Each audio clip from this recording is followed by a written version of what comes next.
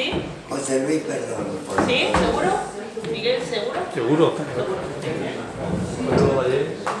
Bueno, buenas tardes a todos. Perdonen la demora. Tenemos, la técnica es maravillosa para muchas cosas, pero para otras pues nos hace demorarnos. Buenas tardes a todos y gracias por estar en esta celebración de la obra de García Lorca con una perspectiva de mujer que generosamente nos va a impartir el doctor Plaza Chillón. Muchas gracias a todos los que han venido, que han llenado absolutamente el aforo. Yo no me lo creía porque hoy es un día que hay muchísimas actividades en Marbella y de gran calidad. Así que gracias por habernos preferido a nosotros mejor que a la Ortega y Gasset. Bueno, que Gasset es un buen plato también. Sí. Bueno, gracias a la Delegación de Igualdad y Diversidad, a Ángel Mora, que ha sido director del área de la mujer, ¿no?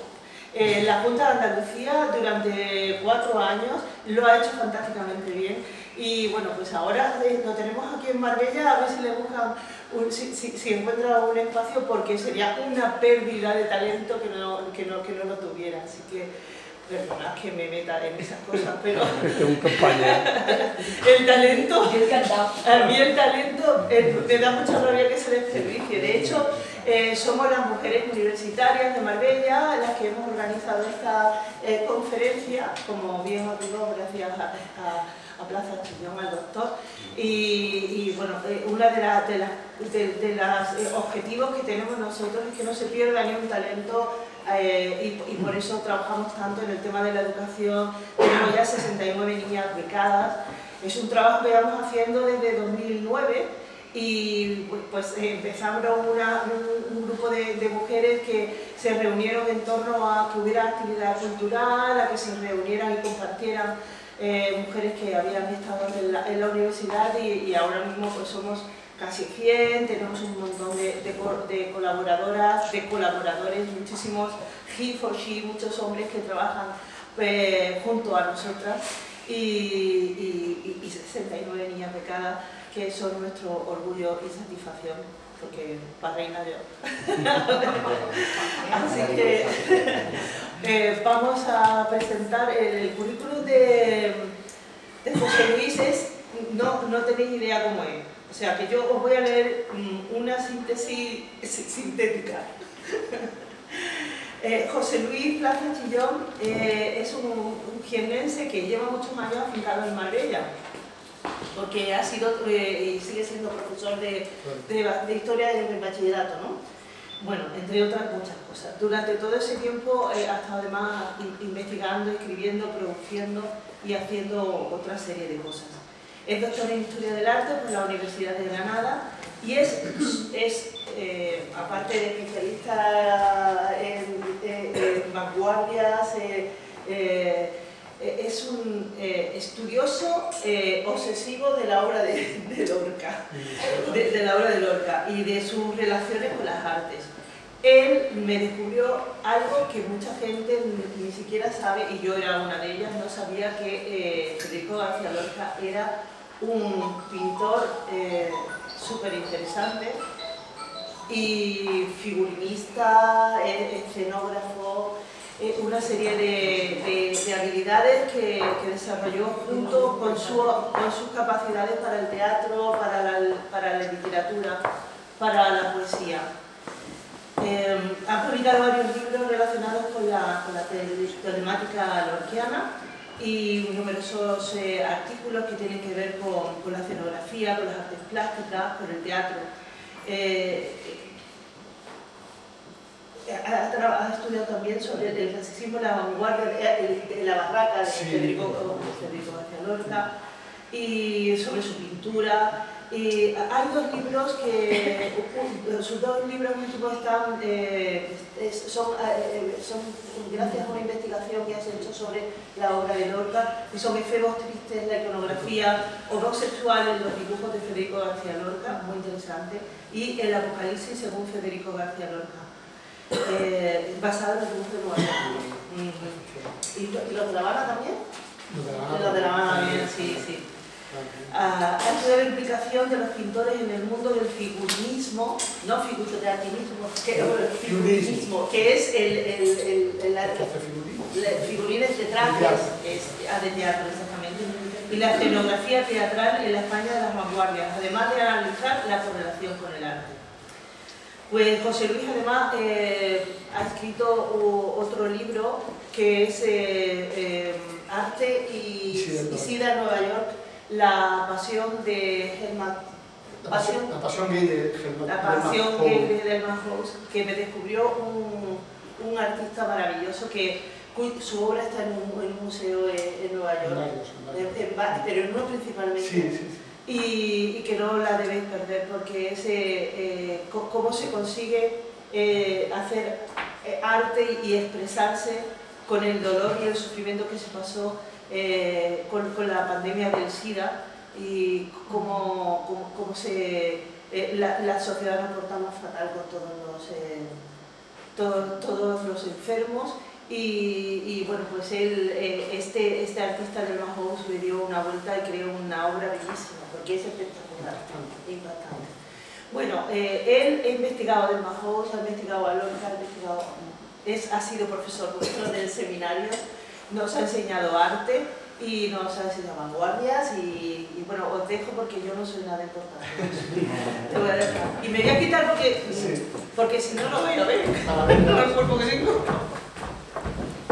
Gracias, José Luis. A ver si oye.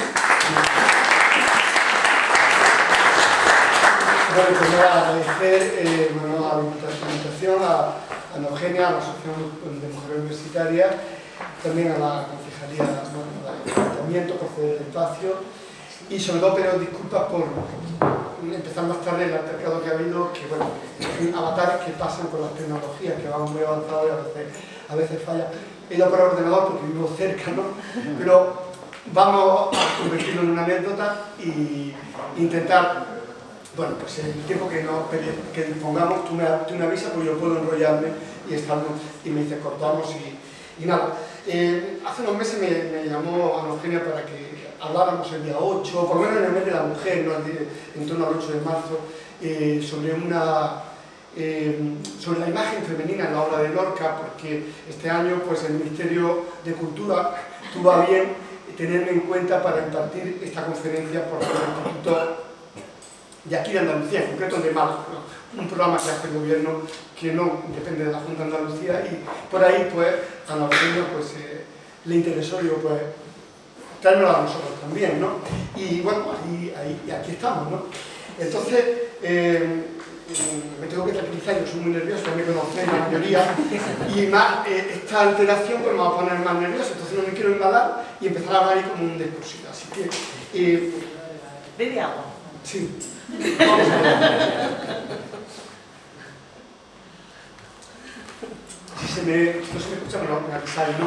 Para empezar a hablar en el mes de la mujer, en el mes de marzo, pues yo arranco con estos 3 versos, bueno, 6 versos, 3 invisibles, bueno, pues eso, de censura, de lo que queramos ver de Ana Akhmatova, de Poemas sin héroes.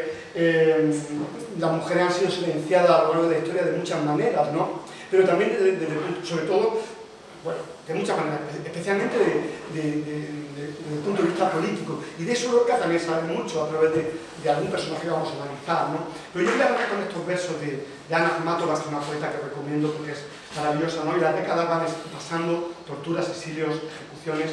Yo ya lo veis, no puedo cantar. Son versos escritos en los años 40, en plena época estalinista, y no hay que decir nada más, ¿no? Esta mujer sufrió todo lo indecible, bueno, con la pérdida del hijo, y bueno, en fin, podría ser una premio Nobel, una mujer premio Nobel que la presión del estalinismo hizo que no se lo dieran, ¿no? Entre otras cosas, ¿no?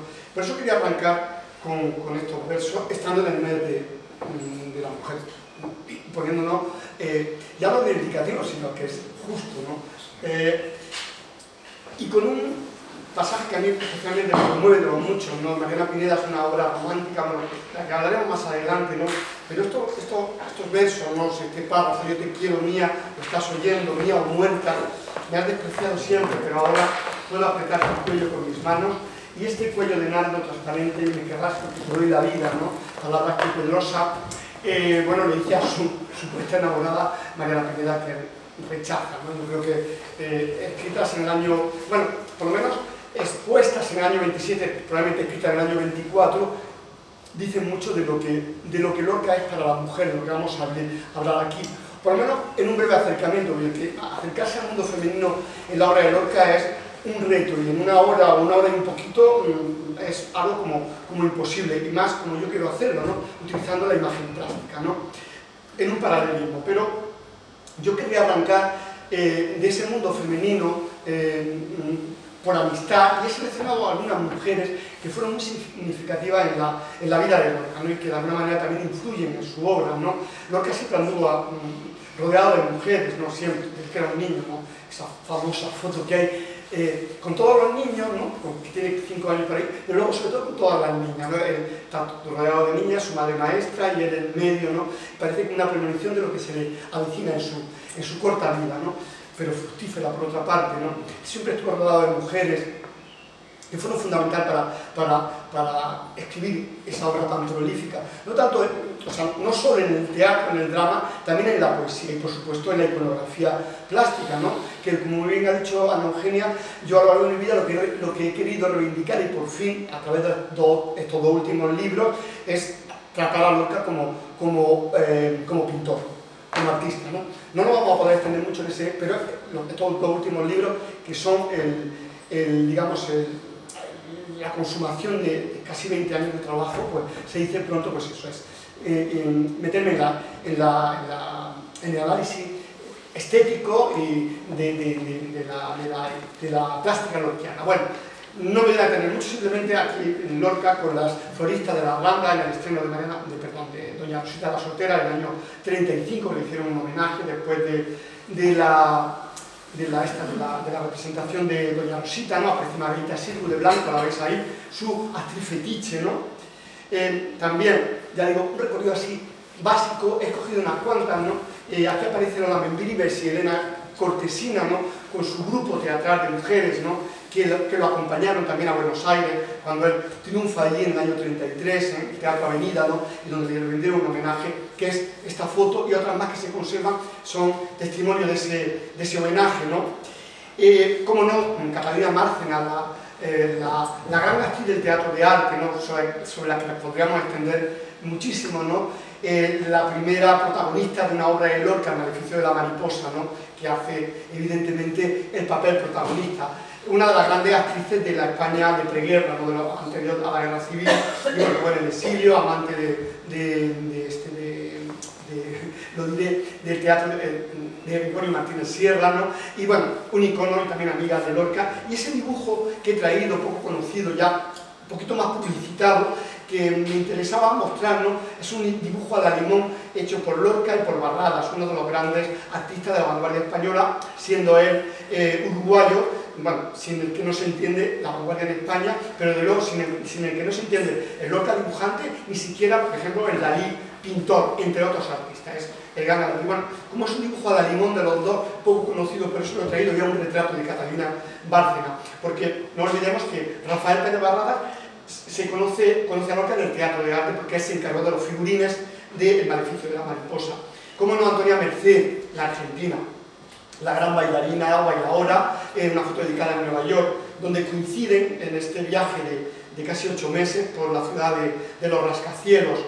Encarnación López Hulbert, perdonad que vaya muy rápido, pero por poner testimonios femeninos importantes, y me voy a dejar muchísimos, ¿no? Porque hay un mundo femenino apabullante, ¿no? Encarnación López Hulbert, hermana de Pilar López Hulbert, otra gran bailaora, y la gran figura, bueno, tenemos el testimonio de la voz y al piano de Lorca en esas canciones populares antiguas, esa joya que nos legó Lorca, aparte como músico, ¿no? En fin, por eso quería traerla, bueno, también amante, bueno, lo digo así porque es así, del malogrado Ignacio Sánchez Mejía, el torero al que le dedica Lorca pues ese poema que es una cumbre de la literatura universal, ¿no? De nuevo de una cortesina con la que tuvo una relación, una mujer modernísima. Esta mujer es realmente para hablar de ella, porque es una mujer que bueno, me río mucho de las modernas de ahora, y perdonadme, ¿no? Porque esta mujer lo tenía todo ya, lo había avanzado todo, y bueno, ahí lo vemos con Federico, ¿no? Membrives, Lola Membrives, la gran rival de Margarita Sirgo, y digamos en esa rivalidad que tuvieron, ¿no? Ella italo-argentina, ¿no? Perdón, italo-argentina, hispano-argentina, bueno, que luchó mucho por representar Yerma, pero al final la estrenó esta Margarita Sirgo. En fin, esto sería para hablar largo y tendido, y que luego yo, a partir de un descubrimiento muy reciente, ¿no? 2015-2016, bueno, me decepcionó bastante, pero quizás más adelante lo cuente. Personalmente, no por cómo hablo de Federico, su gran amiga, dos mujeres fundamentales, sobre todo la que veis con pura masonería, y porque gracias a ella se rescató nada más y nada menos que Amor de los Pelimpín con Belisa en su jardín. Es algo, si perdemos esa obra, habremos perdido una de las joyas. En Lorca no hay nada menor, pero es que Amor de los Pelimpín es una obra sublime, vamos, es algo realmente especial. Es ella la que rescata de la Dirección General de Seguridad del año 33, porque en el 28 fue prohibida la obra por pornográfica, porque se titula Una aleluya erótica, era la dictadura de Primo de Rivera, total, que se retuvo, pero ella se lanzó al vacío, la recuperó, y bueno, gracias a ella pues la tenemos, ¿no? Yo pude conocer a su hija, ¿no? En un congreso en Madrid hace muchos años, y aquí Margarita Sirgo también, ¿no?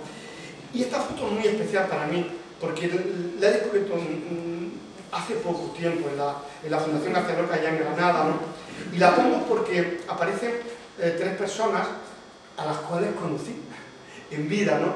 A mí me emociona especialmente. A Lorca lo he conocido después, a través de su obra, y uno ya cuando conoce a Lorca parece que forma parte también de tu familia, ¿no?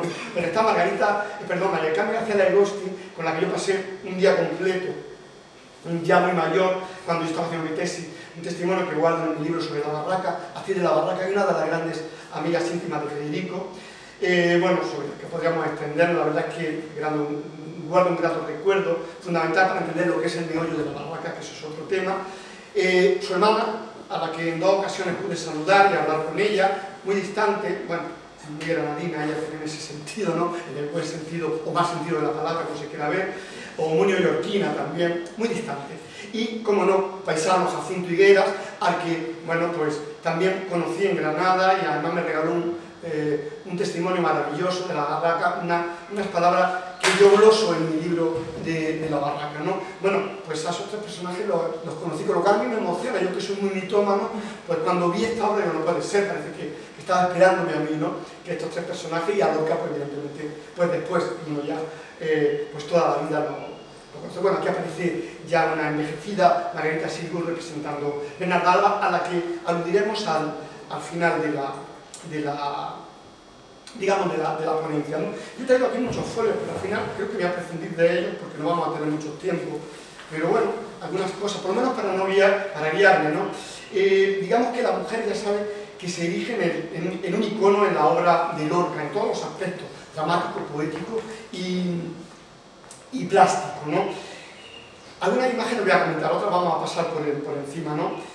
El silenciamiento de la voz femenina es fundamental, no era más que un hecho, no solo en el momento que vive Lorca, sino a lo largo de toda la historia, y también en su teatro, en su obra. Él intenta ubicar a la mujer en el lugar donde realmente le debería de corresponder. ¿Se podía hablar de un Lorca feminista en los años 20 y 30? Yo creo que sí, sin ningún, el feminismo clásico me refiero, sin ningún miramiento. Desde luego que lo era, porque es uno de los pocos escritores, ya no español, sino europeos como hombre, que, bueno, que se vuelca, digamos, en la búsqueda de esa igualdad a la que, bueno, seguimos luchando, ¿no? Esa igualdad entre hombres y mujeres, ¿no? Y también porque empatiza, ¿no?, de alguna manera con la situación de la mujer, ¿no? Famosas son las declaraciones aquellas que poco antes de morir le dedica, recuerdo que abril o mayo del año 36 a Luis Balaguía en una entrevista en Madrid, pues, bueno, hay una declaración, hay muchas por ahí, hay una especialmente significativa en el que habla de su identificación con la marginalidad, ¿no? Y habla del judío, ¿no?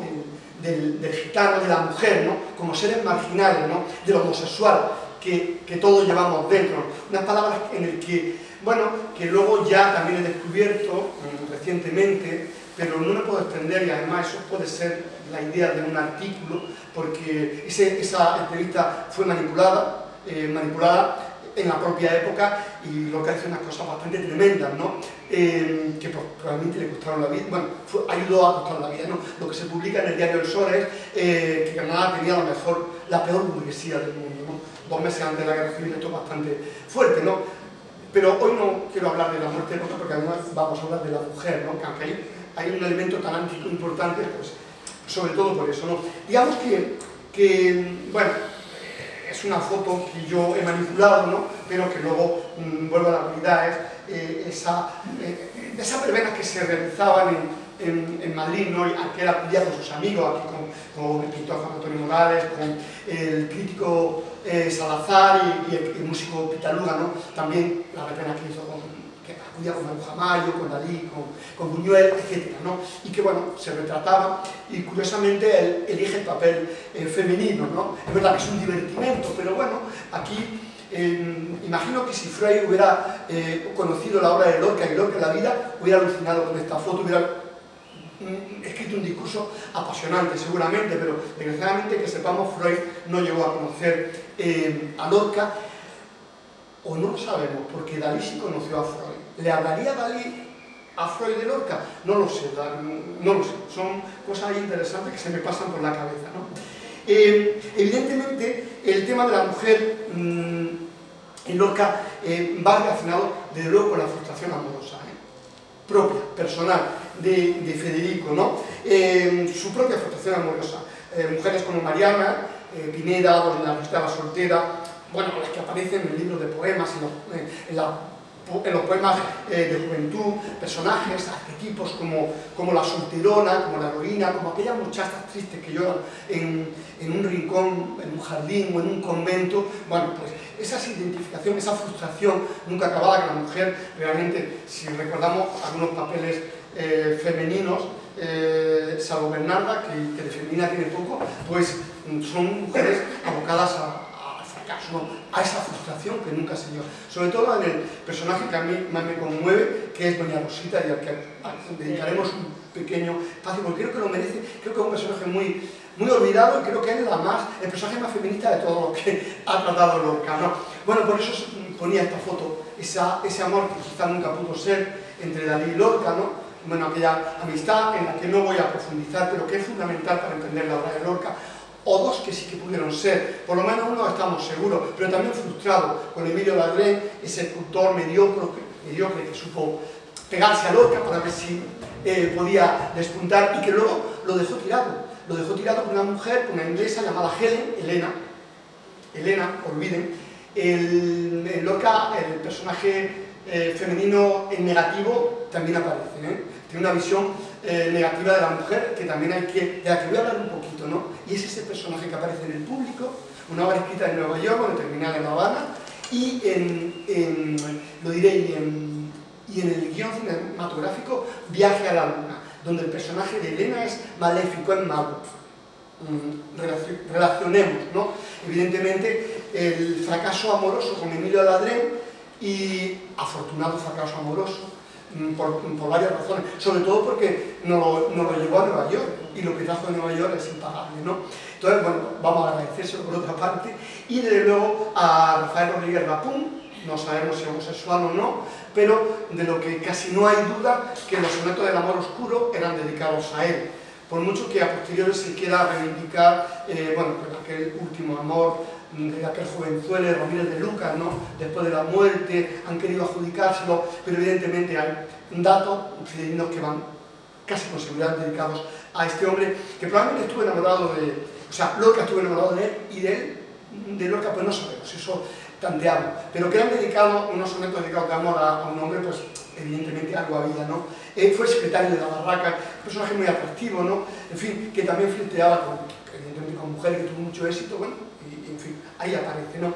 Ese tema frustrado que nunca se llega a consumar, realmente Lorca sí que tuvo varios amores, tuvo muchos, o unos cuantos, pero nunca llegan a fraguar, ¿no? Y esa frustración un poco es la que se traspasa o se proyecta también en su, digamos, en su obra dramática y poética.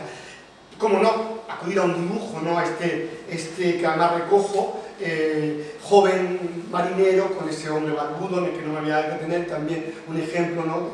Quizá el dibujo más de los que se conservan de Lorca, que trata el tema de la homosexualidad real, ¿no? Digamos, el más fidedigno, pues es este, ¿no? Que por cierto, esta es la Fundación Camilo José Cela, ¿no? Qué paradoja, ¿no? Un escritor como Cela que arremetió homófobamente contra él en el 98 de aquella manera, que conservar este y otros dibujos, pero especialmente este me llama la atención, ¿no? Que bueno, se puede ver en esa fundación de Ilia Flavia, ¿no? Y yo creo, me quiero hacer propaganda, y he traído la portada de mi libro, que la editorial tuvo a bien de escoger esta imagen, ¿no? Creo que, bueno, es un libro en el que analizo la iconografía masculina en general, pero bueno, digamos que creo que es un título acertado. La mayoría de la iconografía que se conserva en Lorca, los dibujos es masculina, hay unas pocas mujeres que vamos a ver ahora, y también hay figurines, etcétera, etcétera, ¿no? Bien, digamos que, bueno, que quizá personajes como Rosita, como Mariana Pineda, sean la denuncia de esa frustración amorosa, ¿no? Más incluso todavía en obras tópicas como Yerma, tópicas digo por recurrentes, ¿no? O Bernarda Alba, que son las obras que una y otra vez se representan, bueno, que está muy bien que se representen, pero que hay vida más allá de Bernarda Alba y de Yerma, ¿no?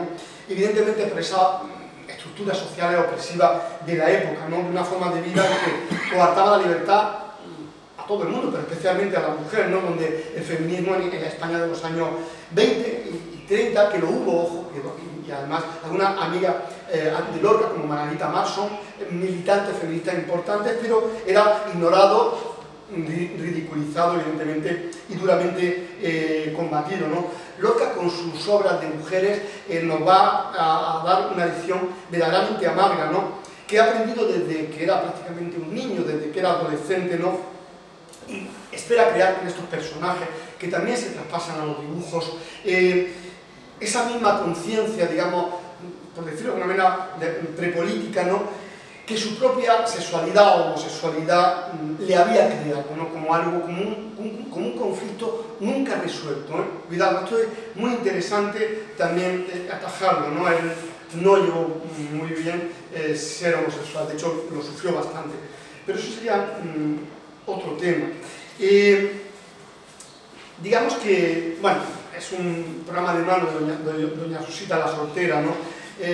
Digamos, por no detenerme mucho, el libro de poemas, digamos, todas estas mujeres que aparecen, Zapatera, a ver, aparece, bueno, Mariana Pineda, etcétera, o estas un poco más expresionistas, ¿no? Este es un dibujo que realiza en el regreso de Nueva York a Cuba, donde ilustra un romancero gitano, ilustra un par de libros, un romancero gitano y un libro de poemas que se conserva en el Museo Nacional de La Habana, especialmente esta obra que alude a Soledad Montoya, ¿sabéis? El romance de la pena negra, ese poema tan potente, ¿no? Y donde aparecen personajes, vamos, yo creo que uno de los grandes hallazgos plásticos de Lorca en todos los aspectos, con ese rojo casi púrpura, con esas guedejas, ¿no? Esos cabellos y esa mujer que llora, y sobre todo con esas manos que abrazan su pecho y que son una constante, ¿no? En la iconografía contrarreformista europea, sobre todo la española y la italiana, pero especialmente la española. No olvidemos que Lorca vive en una ciudad como Granada, una ciudad contrarreformista, barroca, muy católica. A Lorca no se entiende sin el catolicismo, sin la religión, muy particular, muy desde la heterodoxia, pero si yo digo que el 70% de la obra de Lorca, el componente religioso es fundamental, créanme que es así, ¿no? Bueno, el referente es bien claro, fíjese en las manos de León, de Juan de Juanes, pero también podemos rastrearlo en muchos dibujos, en esta posible Mariana Pineda, posible Rosita la soltera, da igual, esa muchacha triste, ¿no?, que llora en ese jardín, en este dibujo que se conserva. Y ya que he puesto aquí el Museo Gregorio Prieto de Valdepeña, lo reivindico, lo acaban de abrir renovado, por favor, si van por Valdepeña, no se lo pierdan, porque además hay 9 dibujos de Lorca que están ahí, y yo creo que es la colección privada más importante, y el museo merece la pena. Fue gran amigo de Federico, y para entender el tema del marinero, el tema del concepto del marinero como icono,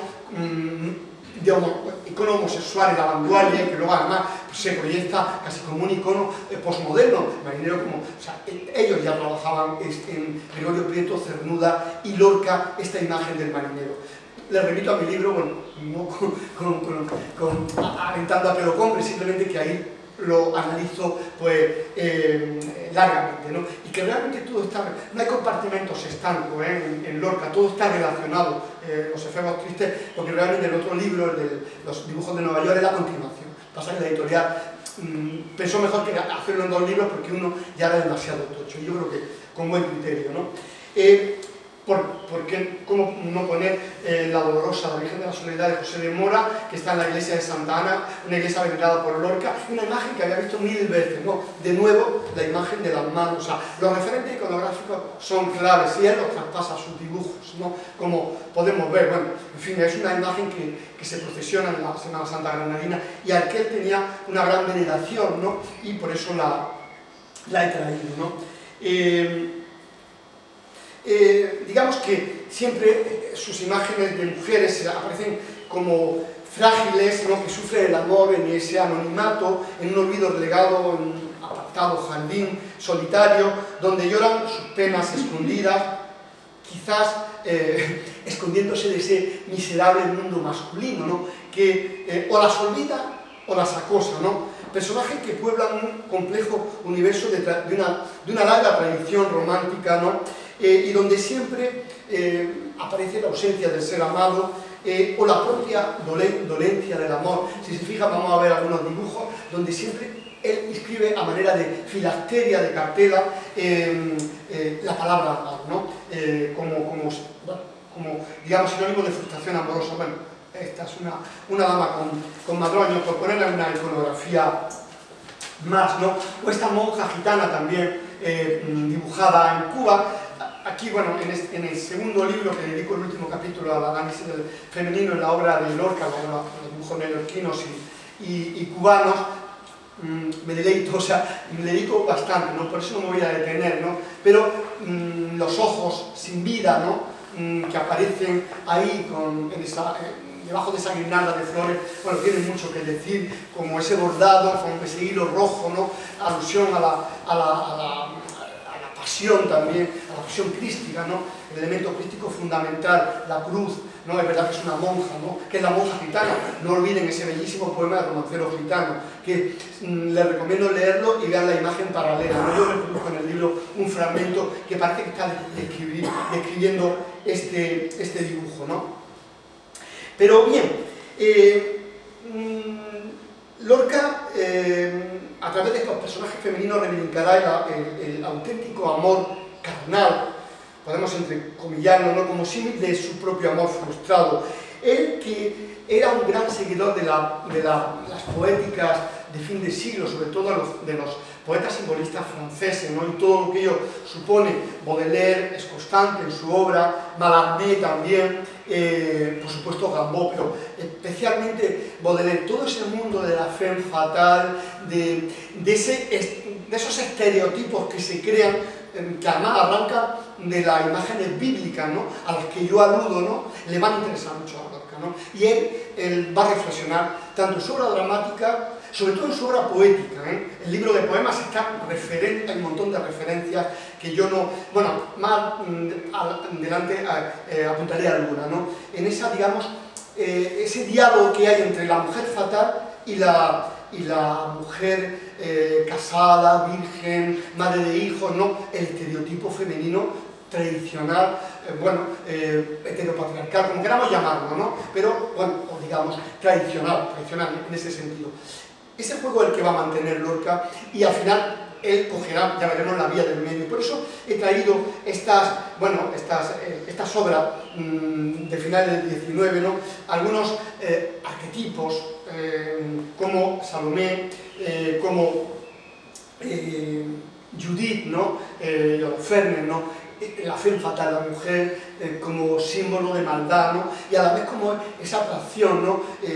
Mala, atractiva sexualmente, pero siempre estéril, ¿no? Por supuesto, el pecado, esta obra de Frank von Stuck, que además un gran descubrimiento. Acabo de llegar de Berlín hace un par de semanas y he descubierto que ya no está en una colección privada hasta hace muy poco tiempo, y la compró la Galería Nacional de Berlín, en la isla de los museos, y me hizo una alegría descubrirla, que estaba ahí, grandísima. La he visto hace 2 semanas y me he traído la foto para que la contemplemos, por eso la he traído. Bueno, en fin, todas estas mujeres, digamos que contrastan con la imagen estereotipada por excelencia, la Virgen María, sin lugar a dudas, ¿no? Siempre de reminiscencias arquetípicas, ancestrales, ¿no? De esas sociedades primitivas, matriarcales, ¿no? Con ese halo, ¿no? De pureza, ¿no?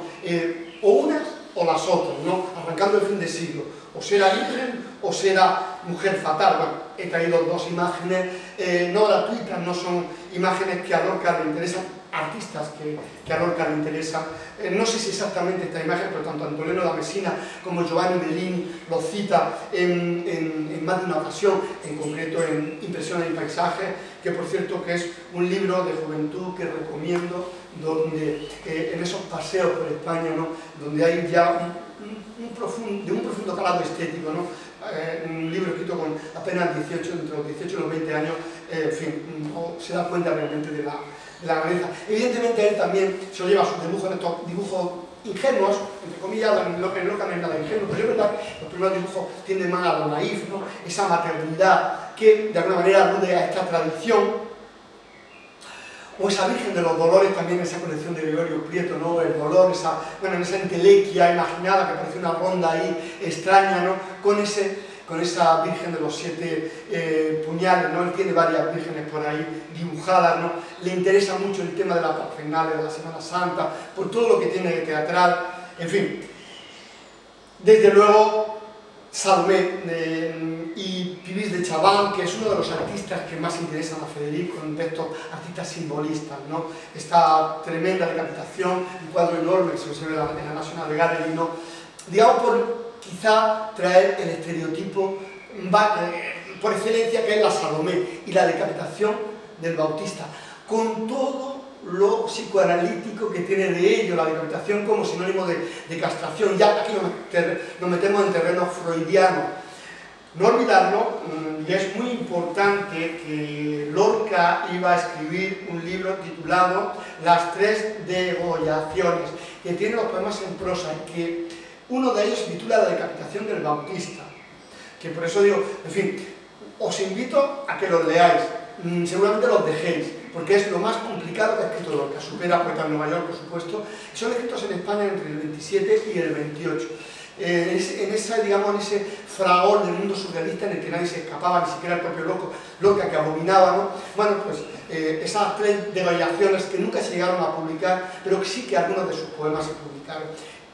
Todo esto está desarrollado en mis 2 últimos libros, y es el Lorca menos conocido, porque, bueno, podemos reflexionar mucho sobre el lugar común en el que se ha convertido Lorca.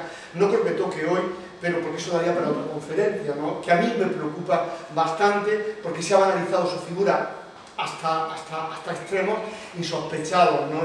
Y realmente, bueno, pues no voy a dar ejemplos, pero Lorca no es un cómic, no lo es, ¿eh?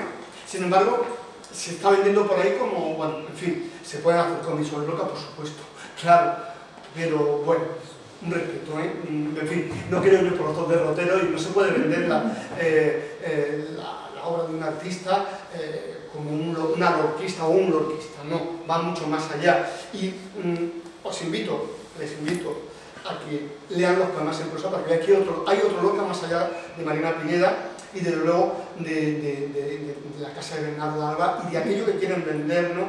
En el que Lorca se ha convertido en lugar común, que está bien, que es universal, que todo el mundo puede acudir a él, afortunadamente, pero no nos quedemos en la superficie, ¿no? Por eso yo vengo aquí un poco a reivindicar pues, esa faceta de los que llevo 30 vidas dedicadas a estudiar la Lorca y sigo, ¿no? Y bueno, me da un poco de pena cuando se habla y todo el mundo gratuitamente pues, opina, que está bien opinar. Bueno, yo no opino de física cuántica porque no sé, me callo, me dejo escuchar, bueno, pues nada más, ¿no? Digamos que la idea de esta mujer finisecular harán aparecer estos dos prototipos que se mostrarán bifurcadas y contrapuestas en la literatura y en el arte del fin de siglo y también del principio y se arrastra hasta la vanguardia, ¿no? Esa contradicción hipócrita que dominó la sociedad española, yo me atrevo a decir también que la europea, convirtiendo a la mujer en dos, o bien esa mujer pecadora, perversa, artificial, pero bella y estéril, ¿no? Frente a la mujer sublimada como esposa y madre, ¿no? Digamos que, bueno, podría extenderme, aquí tengo algunas opiniones que daban como médicos ejemplares como el Marañón, mejor ni las leo, ¿no? Lo que opinaba sobre la mujer, o las leo, no sé, lo que digáis, yo qué sé, es que hay un hospital todavía, hombre, nadie va a dudar de Gregorio Marañón, de su sabiduría, no estoy poniendo en duda, pero sí voy a leerla, no pasa nada, ¿eh? No son palabras mías, son palabras de Gregorio Marañón. Bueno, a ver, aquí lo he encontrado, dice, el disfrute activo del sexo despierta en la mujer un instinto criminal, latente, que es desastroso. Se vuelve excesivamente erótica, su sentimiento maternal se debilita, se hace disipada, astuta y audaz. Además, si no se casa la mujer, es aberrante. Si se casa y tiene hijos, tiene que ser madre. Si no, se hace deporte, puede convertirse en lesbiana o bisexual, que es peor todavía, ¿no? En fin, bueno, está descontextualizada. He sido malo, ¿eh? Están descontextualizadas, pero bueno, es un poco el sentir de una época y además de un médico que es prestigioso, que por cierto, se hizo el año pasado una exposición maravillosa en el Albertina de Viena, fijaros, Casado, y eso lo hizo, bueno, Jaime Bruega, un catedrático emérito de la Universidad de Madrid, que además estuvo en el tribunal de mi tesis doctoral, una exposición que no se ha traído a España. Casaban a Gregorio Marañón, a Freud, fijaros, Dalí y Lorca. Que aquí, bueno, el catálogo lo tengo que conseguir como sea, ¿no? Porque en el que analizan todas estas... Porque Gregorio Marañón es un referente para entender los dibujos neoyorquinos, sobre todo. Yo de esto hablo mucho en el libro de los dibujos neoyorquinos. Pero bueno, ya lo he dicho y ya, perdonad, pero son palabras, ya digo que no son palabras mías, ¿no? Digamos, bueno, que seguimos para no detenerlo mucho. Me estoy saltando cosas para que no... digamos, sí, tenía aquí lo de Doña Rosita, que quería reivindicarla, ¿no? Quizá como el personaje que sigue esta tradición decimonónica y que Lorca reivindica especialmente, ¿no? Fijaros lo que dice Lorca de Doña Rosita, dice, Doña Rosita es la vida masa por fuera y requemada por dentro, de una doncella granadina que poco a poco se va convirtiendo en esa cosa grotesca y conmovedora que es una solterona en España. ¿Cuántas damas maduras españolas se verán reflejadas en Doña Rosita como en un espejo? He querido que la más pura línea conduzca mi comedia desde el principio al fin. Comedia he dicho, dice Lorca, mejor sería decir drama de la cursilería española, de la mojigatería española, del ansia de gozar que las mujeres han de reprimir por fuerza en lo más hondo de su entraña estremecida. Aquí está todo ya, o sea, todo lo que reivindica Lorca, en fin. Por eso digamos que Doña Rosita se convierte en una figura eminentemente social y reivindicativa, como también lo van a hacer personajes paralelos en los dramas lorquianos. No voy a citar, pero bueno, Yerma, la novia de bodas de sangre, Adela, de la casa de Bernarda Alba, Melisa, de Amor de Don Pedro Pico, Melisa en su Palmí, por supuesto, Mariana Pineda, y muchas más. Todas se proyectan hacia, digamos, una perspectiva social, ¿no? Bueno, el tema de Yerma, quizás más adelante, ¿no? Podríamos detenernos un poco, lo digo por no robar mucho tiempo. Bueno, el tema de Yerma es un tema realmente especial, de la mujer estéril, o quizás del hombre estéril, ¿no? En fin, hay lecturas por ahí, interpretaciones de Yerma. Yerma fue una obra que trajo muchos problemas a Lorca en el estreno, en fin, en el que en el año 34, después de la Revolución de Asturias, todo estaba muy politizado y la prensa se decantó en apoyarlo, en denostarlo. A él lo llamaron de todo, a Maida Sirgu, pues no quiero decir, a ella Tortillera, a él el maricón de la pajarita, en fin, todas esas historias ya muy politizadas, ¿no? Una obra que habla de la fertilidad, de la mujer, de la reivindicación de esa fertilidad, una obra que además puede tener todas las lecturas que queramos, porque hasta se interesó por ella, ¿sabéis quién? Mussolini. Mussolini invita a través del... O sea, Luigi Pirandello está detrás de una invitación a Lorca en el año 34 para visitar Yerma en Roma. Pero él se niega, después, evidentemente se niega por las cuestiones puramente políticas, pero sobre todo a raíz de la invasión de la tropa fascista en Abisinia, en Etiopía, ¿no? En fin, esto es un tema que... Pero el fascismo italiano reivindicó siempre esta obra de Yerma en Italia, o sea, estamos hablando del año 34, el 39 se hace un estreno importantísimo, además está estudiado en Roma, de Yerma, 39, final de la Guerra Civil Española, alzamiento del nazismo, del fascismo, reivindicando el papel de la fertilidad, porque ahora habla de la fertilidad. ¿Qué reivindica el fascismo en otras cosas? La fertilidad de la mujer. O sea, fijaros las lecturas que se pueden dar de una obra, de puntos de vista. Bueno, por eso podríamos detenernos y bueno, ya sabéis que forma parte de la trilogía llamada dramática, él mismo habla de esa trilogía, que son Bernarda Alba, Yerma y Bodas de Sangre, ¿no? Digamos que la lucha, la resistencia, bueno, aquí aparece esta imagen, ¿no? En el que ya sabéis que la obra acaba, no he hecho ningún spoiler, porque todos conocemos esto, Yerma acaba matando al marido como un símbolo. No sé, quizá habría que poner esta imagen también publicitada, no sé, publicitarla alguna más porque es muy simbólica, ¿no? Esa muerte, ¿no? Hace poco vi una representación, os cuento esta anécdota porque me resultó una lectura muy interesante. La vimos en el Centro Lorca, ¿te acuerdas, Tomás? De Yerma, ¿no? En el que la directora en cuestión, no sé, es una interpretación, claro, el texto de Lorca da mucha... en el que plantea que la estéril no es Yerma, evidentemente, es el marido, pero por homosexual, ¿no? No lo sé, no me atrevería yo tanto, pero ¿por qué no? Podría ser, ¿no? Esa muerte evidentemente es metafórica, es simbólica, lógicamente, ¿no? Pero podríamos hablar de la violencia en Lorca también. Yo tengo por ahí un artículo que era titulado, fijaros, degollaciones, decapitaciones, amputaciones, la política de la violencia en la obra de Lorca. O sea, que hay mucha de violencia en muchos aspectos, ¿no? Más adelante vamos a ver algunos dibujos, ¿no? Pero digamos que la lucha, la represión, la pasión, el destino crearán la esencia de la tragedia, que sin ser un alma arrojadiza se convierte en la propia tragedia del poeta. Tal vez por eso propuso este modelo de creación dramática y poética de identificación con la esencia del drama interno femenino, ¿no? Bueno, aquí paso rápido porque si no...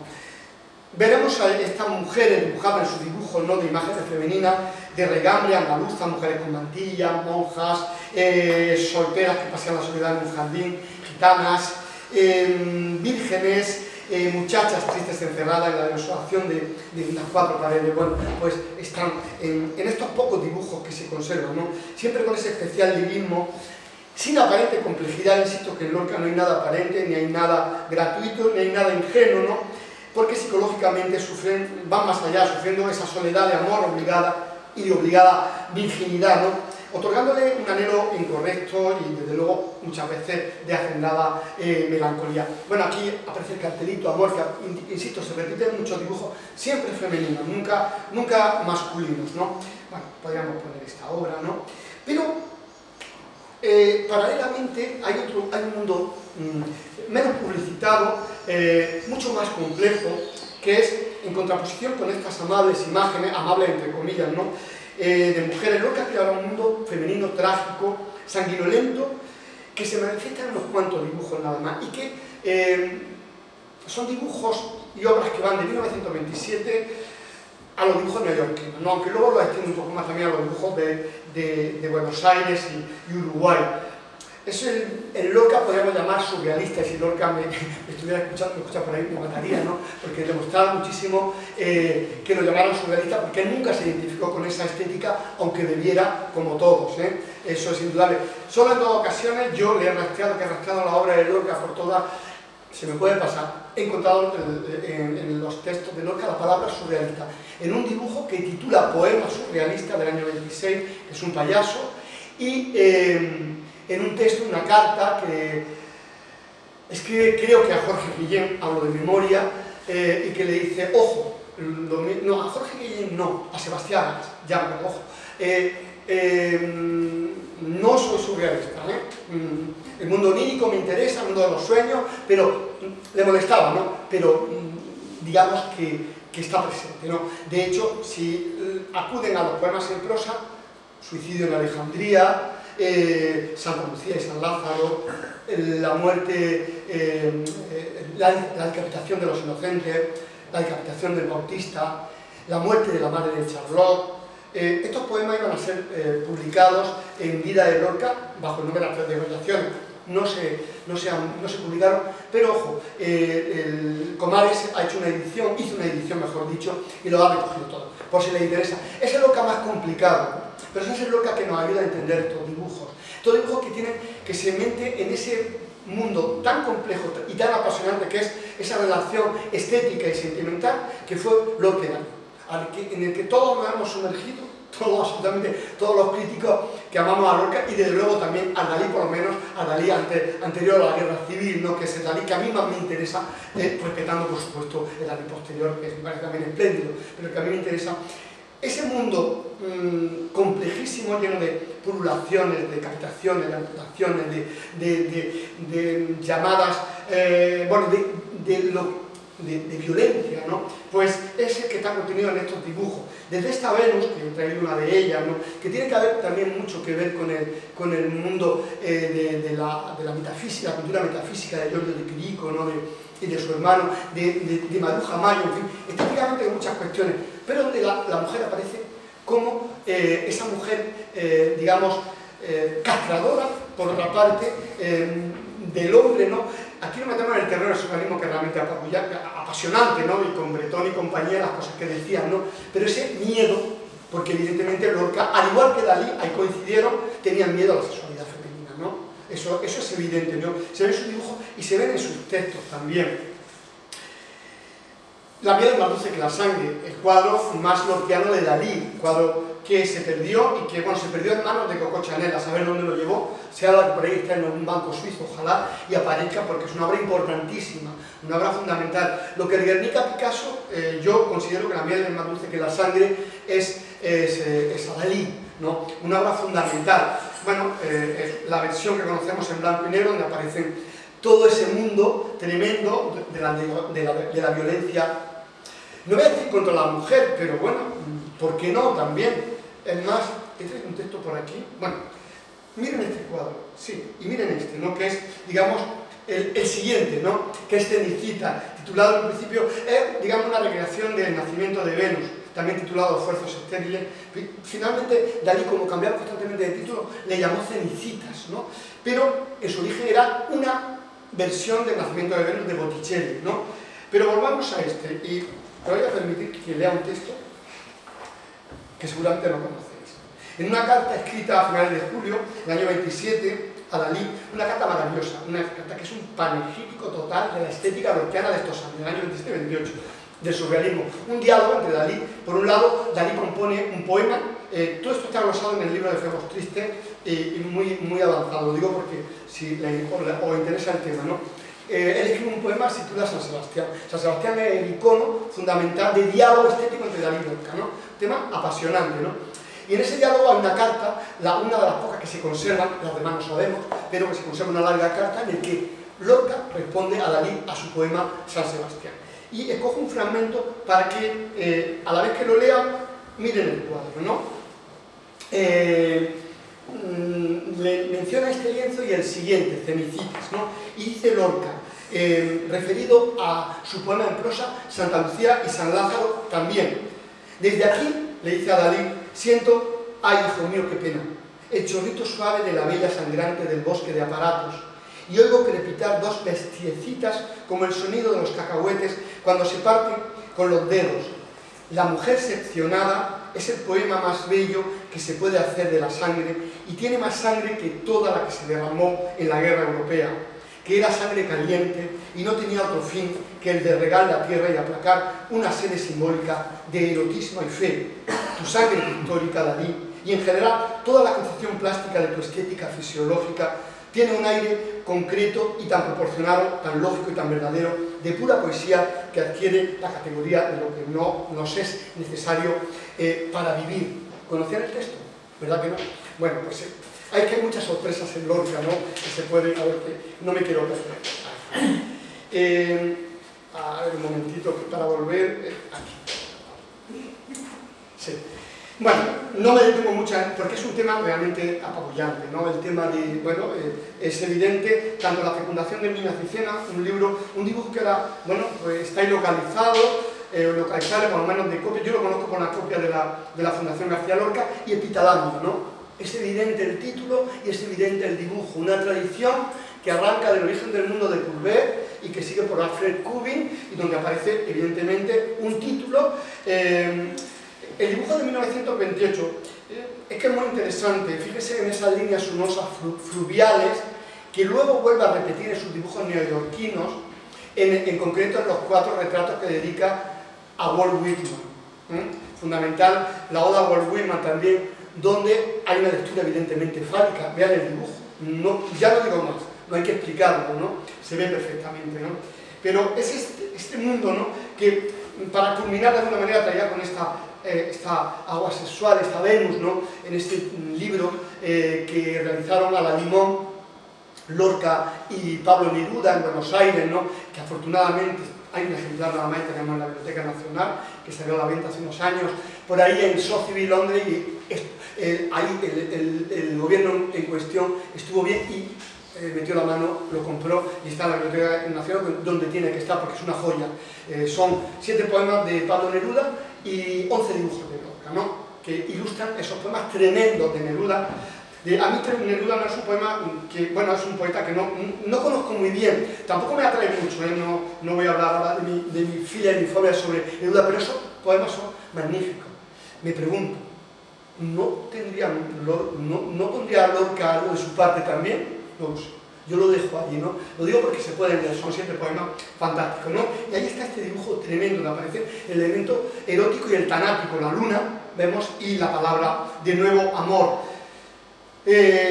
Como no, el martirio de Santa Rodegunda, hablando el otro día, hablábamos en el 8 de marzo, una conferencia que di en Granada, y lleva este dibujo, en representaciones de la violencia contra la mujer en el arte de vanguardia, que es un tema que también me apasiona y que llevo muchos años trabajando, ¿no? Donde evidentemente podemos interpretar este dibujo como la consumación de una violación, donde aparece esa criaturita, un color bermejo, ¿no? Apocalíptica, ¿no? Y que yo me tiro gran parte de mi último libro analizando el porqué de esa criatura, ¿no? Tiene un sentido, pero evidentemente podemos entender. Bueno, lo de Santa Rodegunda es lo explico más o menos en el libro, no lo puedo detener, pero es verdad que sufrió un martirio, aparece la leyenda dorada, no sabemos si existió o no, pero él tenía la leyenda dorada y él acudía como fuente iconográfica a la leyenda dorada. Y cogió esta santa francesa, que además creo que está relacionada con la dinastía de los Capetos, una historia larguísima, ¿no? Y no murió como la representa Lorca, pero tiene 2 representaciones, tanto este dibujo como el otro nos ayudan a fechar el viaje a la luna. Además, para mí eso fue un encuentro maravilloso, porque cuando yo estaba trabajando hacía muchos años y me encontré con que es referencia en Viaje a la Luna, este dibujo y el otro, me emocionó y por fin lo pude, y de eso no había hablado nadie, ¿no? En fin, esos encuentros que te hacen feliz de alguna manera, ¿no? Por cierto, Viaje a la Luna es un guion cinematográfico apabullante, ¿no? Violento al máximo, ¿no? Ya sabéis que es la réplica, bueno, ya sabéis, intuimos que es la réplica al perro andaluz, ¿no? Que vosotros habéis hecho esta mierdecita de película, como decía Lorca, pues yo voy a escribir este guión que desde el punto de vista poéticamente supera. No tengo nada en contra del perro andaluz, todo lo contrario, amo esa película porque es una película lorquiana. Siendo de Dalí y de Buñuel, las referencias a Lorca son constantes. Un día podríamos analizarla aquí, casi fotograma por fotograma. Bueno, es la portada del último libro, que además la editorial eligió esta criatura, que es un transversal en todo el libro y que ayuda a entender la obra neoyorquina. Poeta en Nueva York, el público, de alguna manera sí que pasen 5 años. Lorca en Nueva York escribió muchas cosas y terminó la oda a Santísimo Sacramento del Altar. Si desgajáramos los 2 últimos fragmentos de la oda a Santísimo Sacramento del Altar, dedicados a Manuel de Falla, las 2 primeras partes, dirían que son 2 poemas de poeta en Nueva York. El tema de hay muchas cosas, terminó amor de Don Valentín con Ilusa en su jardín. O sea, le trabajó muchísimo, aparte de que se lo pasó muy bien, ¿no? Y bueno, esta criatura, que aparece reiterada sobre todo en sus autorretratos, en muchos dibujos, explican de alguna manera ese apocalipsis lorquiano que yo planteo en mi libro, ¿no? Y, bueno, y esa lectura crística y evangélica que tiene Poeta en Nueva York, entre muchas lecturas que tiene, pero hay algo que hoy no toca esto, ¿no? Bien, digamos que para no... ¿Cómo vamos de tiempo, Ana Eugenia? Ya. ¿Ya? Pues voy a tener que parar, ¿ya? Ya. Ya, bueno, pues mira, lo dejo, es que me queda la mitad. Uy, que no puede. Pues mira, vemos las imágenes, 2 minutos para ver la imagen. Yo ahora analizaba un poco algunos de los personajes, ¿no? Bueno, Mariana Tejera, ¿vale? Analizaba Belisa, brevemente, la zapatera, toda la potencia. He individualizado algunos de los personajes, evidentemente la novia de bodas de sangre, los personajes que a mí me han interesado, Yerma, Doña Rosita la soltera, Bernarda Alba y Adela. Bueno, concluíamos más o menos con eso. Pero, si me permitís, ya para concluir, que era un texto que yo también he rescatado, está en Mariana Pineda. Bueno, las imágenes las vemos, ¿no? Vale, para que veáis algunas de ellas, ¿no? Y ya, como no tenemos tiempo,